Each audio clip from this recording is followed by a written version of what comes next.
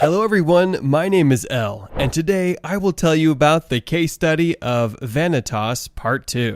While in the room, Dante tells Vanitas and No that the best of Gévaudan has shown its face. So they prepare to travel alongside Dante and Johann to Gévaudan. As they get to Gévaudan, they reach to the Silver Forest, where Vanitas tells them the history of the forest. In the 18th century, a beast appeared at Gévaudan that killed more than 100 women and children. And not only does the beast exist, but also a witch in the forest. As they walk, the forest reminds No of his childhood. He walks away from the others.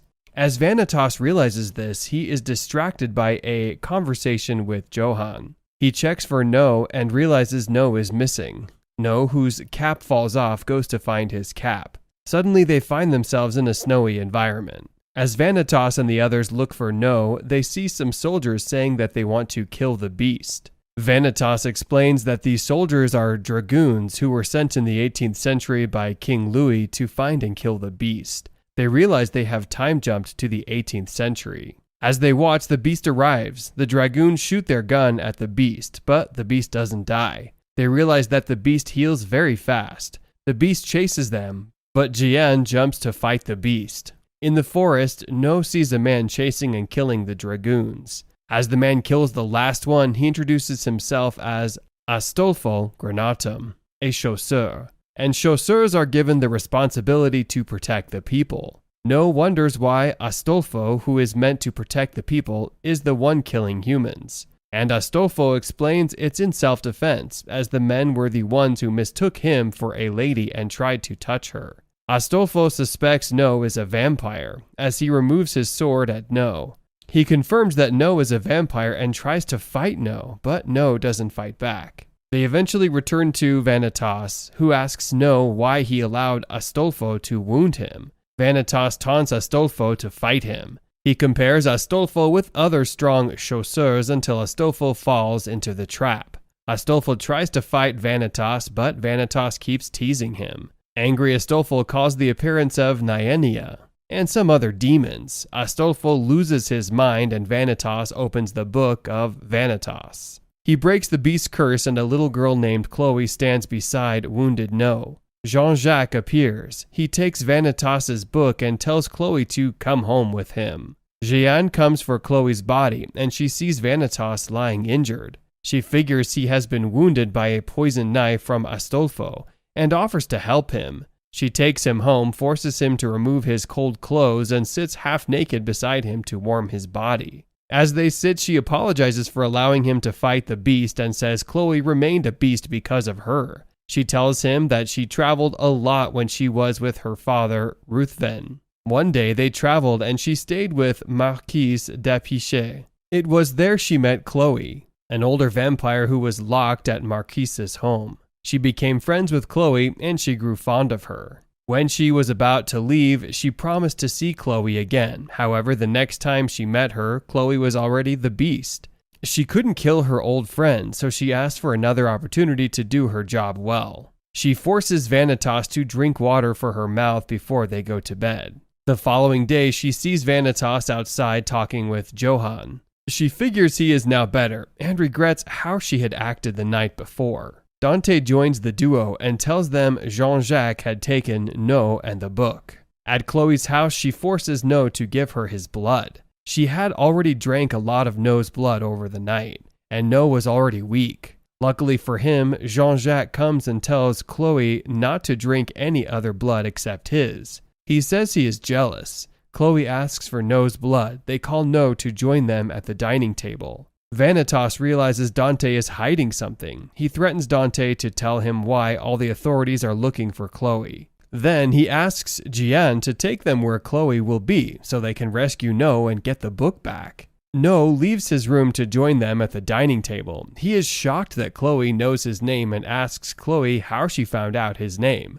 Chloe reveals she is in the company of Charlatan's envoy, Nyenia. No gets angry. Chloe is in the company of Nyenia, who reminds Chloe that Nyenia was the one who stole her name and made her a beast. However, Chloe says she was the one who gave Nyenia her name, because Nyenia fulfilled her long wish. No remembers the same way Nyania stole his friend Louis's name and decided to attack Nyania. He pours his food out in the process, so Chloe knocks him out. He wakes with Jacques and tells him how wicked Nyania is, hoping that it will make Chloe leave Nyania. He sits with Jacques and eats. Meanwhile, Dante confesses to Vanitas that the main reason humans and vampires are looking for Chloe is that Chloe is working on a world formula to produce an alternative engine. Dante is working for Sir Francis Varney, who asks him to get Vanitas involved and bring him the formulas. When Chloe's home, she tells Nyania about her background.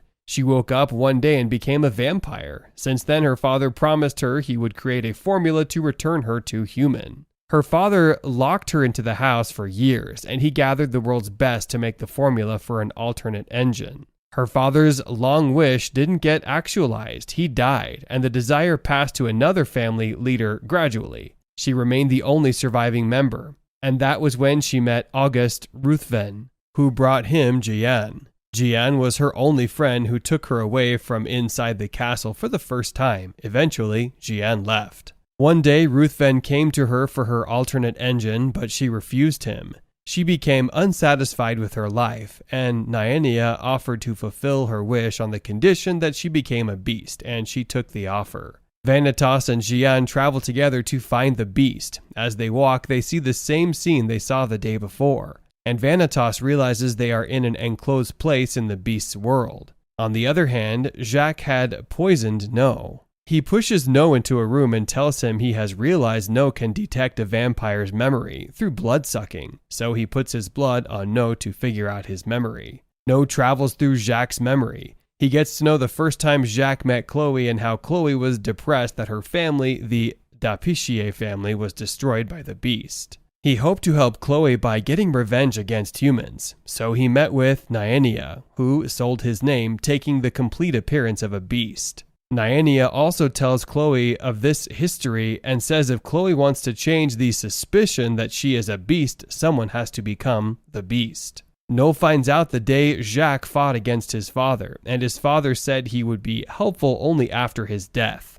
Meanwhile, Jeanne has gone to fight the beast. She violently fights the battle, hoping that the beast is Chloe. Eventually, Vanitas and No meet each other. No tells Vanitas all he has found out and insists he wishes to stay and get to know what Chloe wants to do with the alternate engine on her hand, and he wants to help the family. Vanitas volunteers to remain with No. He goes to meet Chloe and asks for his book. While he talks, Nyania stands beside Chloe, telling Chloe that Vanitas is an enemy. Chloe starts detonating her alternate engine. According to Nyania, Chloe intends to use it to wipe away the city, but rather Chloe uses it to give Nyania a human form so she can get revenge for Jacques. As she avenges Nyania, Nyania takes her proper form as a vampire. She is the Malnomem of the Queen of Faustina, and the first vampire of the Crimson Moon. She takes her natural form and kisses Chloe to distract her. Chloe falls to the floor.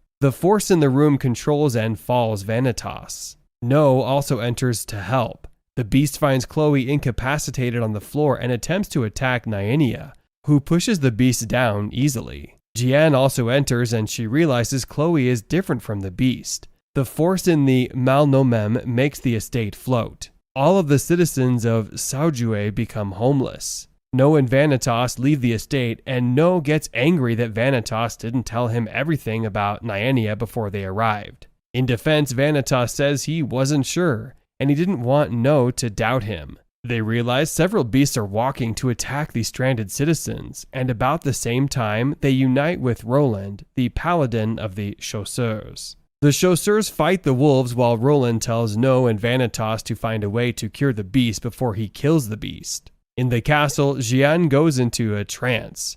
She remembers she was just a vessel in the hand of Ruthven. She remembers the day her parents took her into Ruthven's care, and the time Ruthven told her her parents had betrayed the vampires, so she would have to suffer for her parents' offense by becoming a Boro. She becomes his vessel, summoned with the first responsibility of killing the beast. She assumes Chloe is the beast, but she cannot kill Chloe. She vows to kill her again, but Vanitas tells her it isn't too late to help Chloe.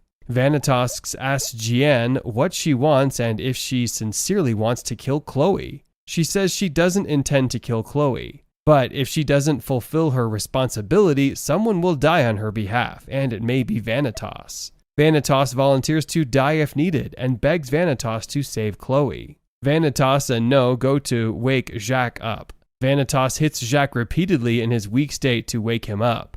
As Jacques wakes, Vanitas tells him Chloe's revenge was a failure, and if he wishes to save Chloe, he must give him back the Book of Vanitas. At about the same time, Dante enters with Johann. Meanwhile, while incapacitated, Astolfo remembers the reason he has so much hatred for vampires. While as a kid, his mother advised him to be nice to everyone. He walked around with his sister and he met a wounded vampire. His sister had compassion for this vampire, so he went home and brought treatment for him. He treated the vampire and became friends with him. One day, the vampire asks for his home address, and since he took the vampire as a friend, he told him wholeheartedly. Unfortunately, the vampire came to kill his family because the chasseurs were the ones who killed his family. Since then, he has had a lot of hatred for vampires. He summons his strength and stabs Jacques. He also attacks No, who starts to fight against time. The regret and determination made Astolfo stronger.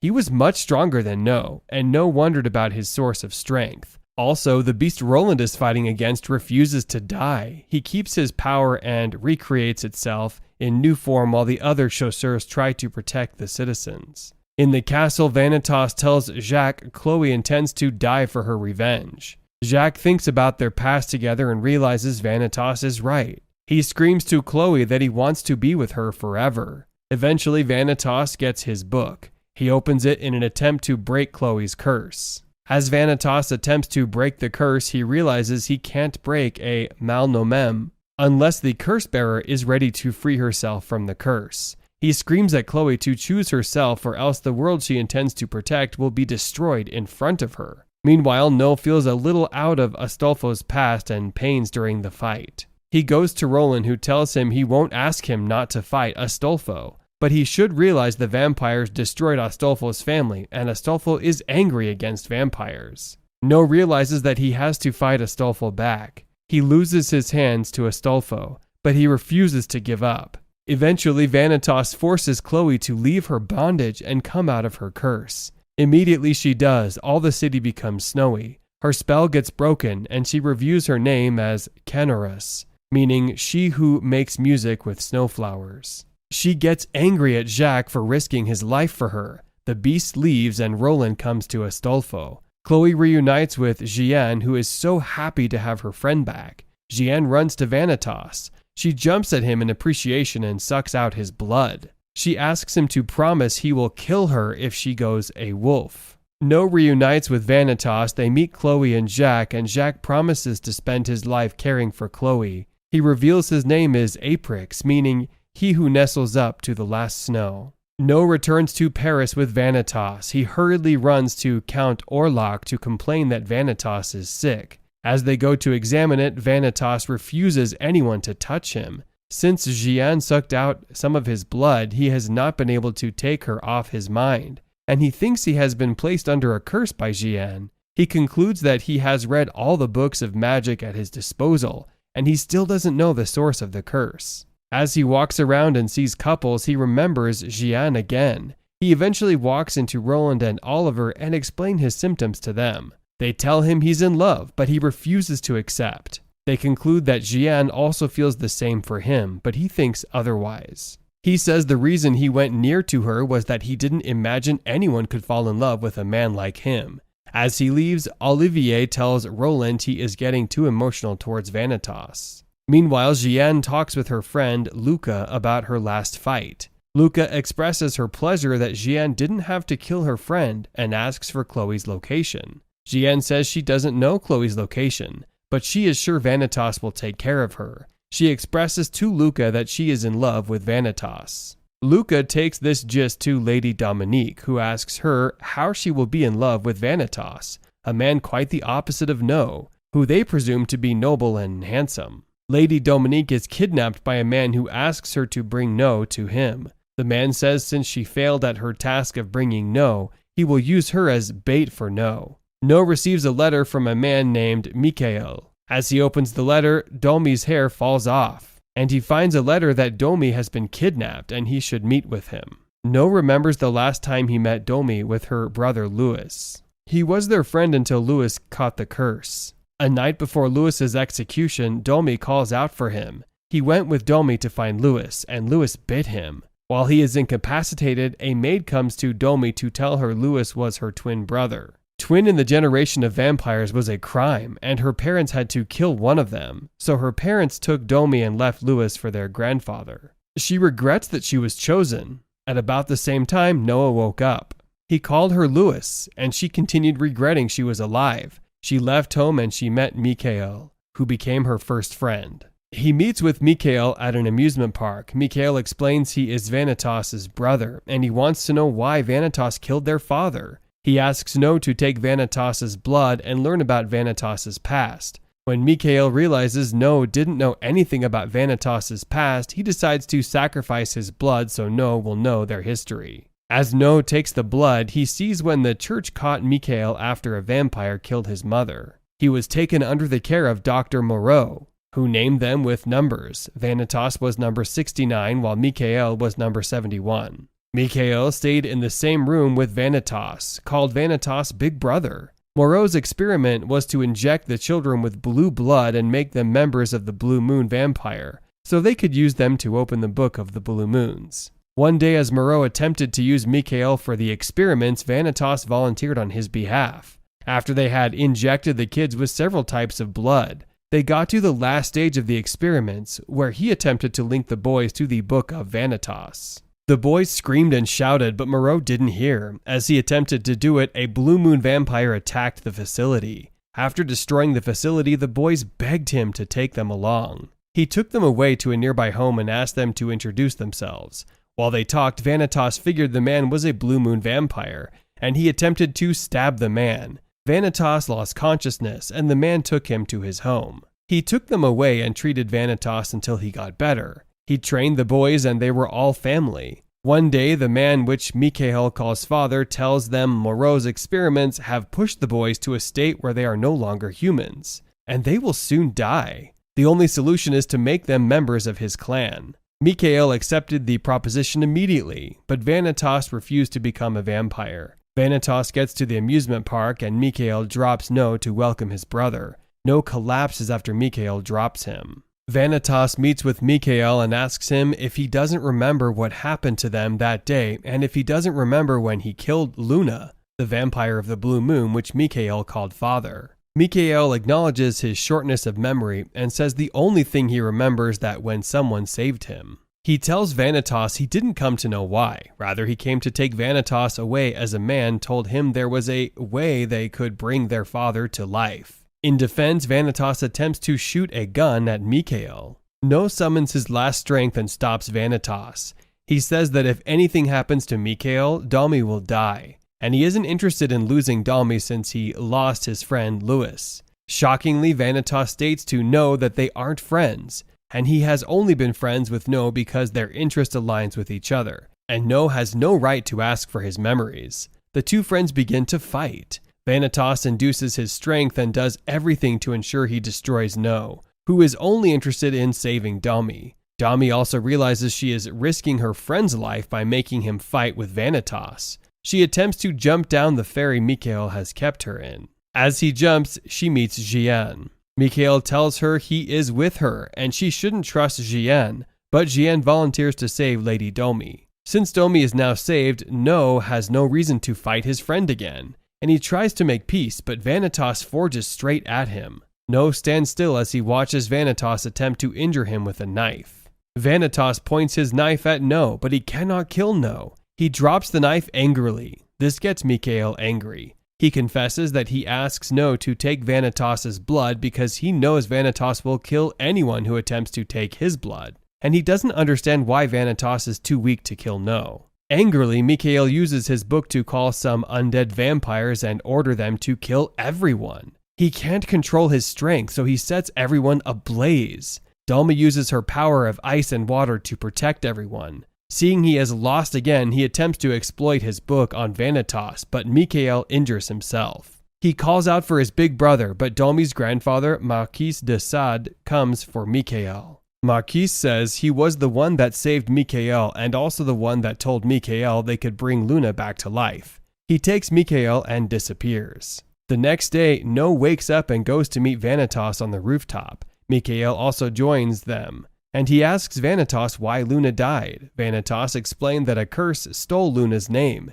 and he had to join the Blue Moon so he could kill Luna and break the curse. He says that was why he decided to heal every curse-bearing vampire, and his revenge will be to find the person who cursed their father and killed him. Mikhail says they should attempt to bring the father back to life, but Vanitas refuses. He insists the dead cannot be brought back. He tells Mikhail he doesn't need him, and Mikhail leaves in tears. Vanitas thinks about his last night's action and apologizes to No. He accepts No as his only and true friend before Dante and Johann come to meet them. So, we have come to the end of this recap. If you enjoyed this video, then give it a like, and don't forget to subscribe to this channel if you are yet to, for more recaps on your favorite anime shows. Thanks for watching, and we'll see you in the next one. Goodbye.